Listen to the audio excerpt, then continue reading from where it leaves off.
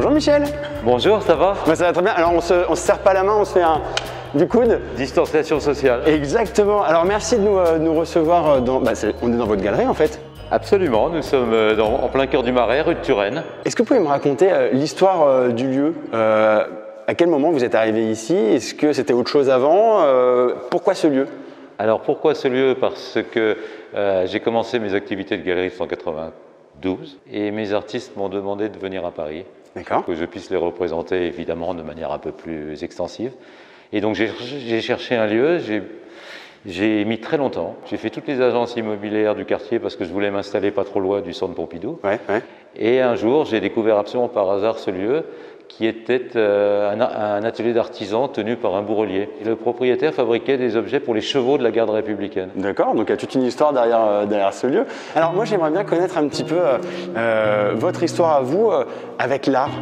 À quel moment vous vous êtes dit tiens l'art c'est chouette et je veux en faire quelque chose de bien? C'est un peu une histoire familiale. Ouais. C'est pas une famille de collectionneurs, bien que mon père a collectionné un tout petit peu, mais c'est surtout le plaisir. On a toujours été dans les musées. Ouais. Et je suis devenu collectionneur d'objets, puis d'art contemporain à la fin des années 70. D'accord, quand on dit collectionneur, c'est quoi? C'est un métier ou juste c'était pour le plaisir, vous aviez votre... Non, c'est une maladie. C'est une maladie. C'est une bonne maladie. Oui, bah oui. Non, mais je veux dire, la question de l'appropriation est une chose. On peut être passionné d'art, on peut simplement vouloir aller dans les musées, on peut simplement vouloir lire les livres, les catalogues.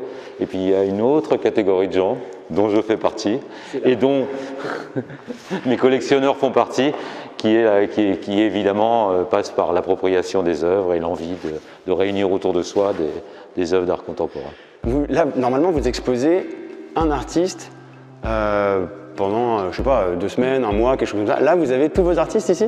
Alors c'est vrai qu'on fait beaucoup de ce qu'on appelle des expositions monographiques, Ouais. qui sont consacrées à un artiste.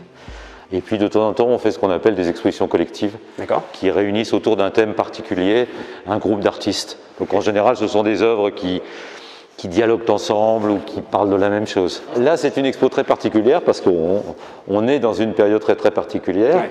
Et donc pendant le confinement, moi j'ai décidé de réunir ma communauté d'artistes de façon virtuelle et de leur demander de m'envoyer un petit peu leurs sentiments, de leur demander ce qu'ils font, les œuvres qu'ils sont en train de produire.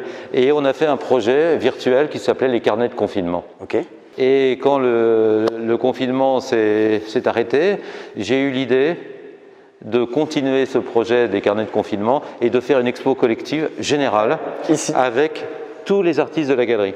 Il y a des points communs, parfois dans les matières, dans les couleurs, dans tout plein de choses. Est-ce que vous pouvez juste expliquer aux personnes qui nous regardent certains points communs entre des artistes qui n'ont rien à voir? Alors, si vous voulez, d'abord il y a une certaine cohérence. C'est vrai que nous on a non pas une ligne, mais une direction artistique qui est autour de la poésie et de la politique, mais de la politique pris au sens large du terme. C'est-à-dire qu'on s'intéresse aux artistes qui s'intéressent eux-mêmes à la réalité du monde. Donc ça, c'est un petit peu notre direction artistique générale. J'ai un peu réfléchi et on a fait cette salle-là, si vous voulez, qui est la salle qui est face à l'entrée de la galerie, qui est une salle qu'on a un peu consacrée à l'histoire de l'art.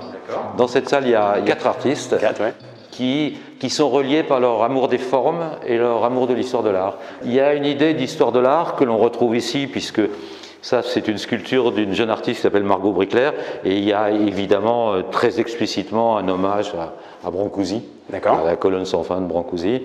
Et là, c'est de la même manière, c'est un artiste qui s'appelle Raphaël Zarka, qui est un artiste français. Et tout ça se répond très bien. Vous voyez, le carré de l'œuvre de Zarka répond bien au carré de la colonne de Brancusi. Là, une colonne. Voilà, il y a ce bâton horrifié qui répond bien à cette magnifique œuvre de Jean-Pierre Bertrand. Donc il y a des correspondances. Et ça, c'est un peu, entre guillemets, l'art de l'installateur, du galériste. C'est à vous de mettre ça en place. Oui, vous travaillez tout seul quand vous mettez en place, justement, en scène une galerie, ou vous faites ça avec d'autres personnes? Comment vous faites dans une galerie? En général, l'artiste est là. C'est son projet. Et donc il a une idée de l'installation. Pour les expos collectifs, c'est plus, en effet, le galériste. Et j'avoue que c'est une des activités que j'aime bien. Et on arrive de temps en temps à faire quelque chose de magique et qui, ça fonctionne les unes avec les autres, ça marche bien. Alors, Michel, j'aimerais bien que vous nous racontiez tout le reste, mais je vais surtout proposer aux personnes qui nous regardent de venir ici. On est au 42 rue de Turenne, la galerie Michel Rhin. Je vous invite vraiment à venir ici. J'aurais une dernière question à vous poser. Vous la connaissez celle-là. L'art, ça sert à quoi? Ça sert à rien, mais c'est indispensable. Enfin, en ce qui me concerne, parce que je ne sais pas à quoi ça peut servir pour les autres, mais je sais que moi, ça m'a changé la vie. Mais quand je dis l'art, c'est aussi le... Je suis galériste. Et pourquoi je suis galériste? C'est parce que j'aime la relation aux artistes. Donc ce qui m'a changé la vie, c'est évidemment les œuvres d'art, mais c'est surtout le fait d'accompagner des artistes. C'est tellement enrichissant. Ce sont des gens qui m'ont fait voir le monde différemment. Et ça, c'est formidable. Donc, je ne sais pas si ça sert à quelque chose, mais moi, ça m'a beaucoup servi. Bah, génial. Bah, en tout cas, merci beaucoup, Michel, pour votre accueil. Merci. N'hésitez vraiment pas à venir ici. Je vous dis à très bientôt. Encore un petit check du coude. Voilà. Et moi, je vous dis à très bientôt pour de nouvelles aventures. À bientôt. Merci. Salut. Et puis, n'hésitez pas à partager la vidéo à droite à gauche sur le web et à parler de nous. Je vous fais plein de gros bisous et je vous dis à très bientôt. Ciao.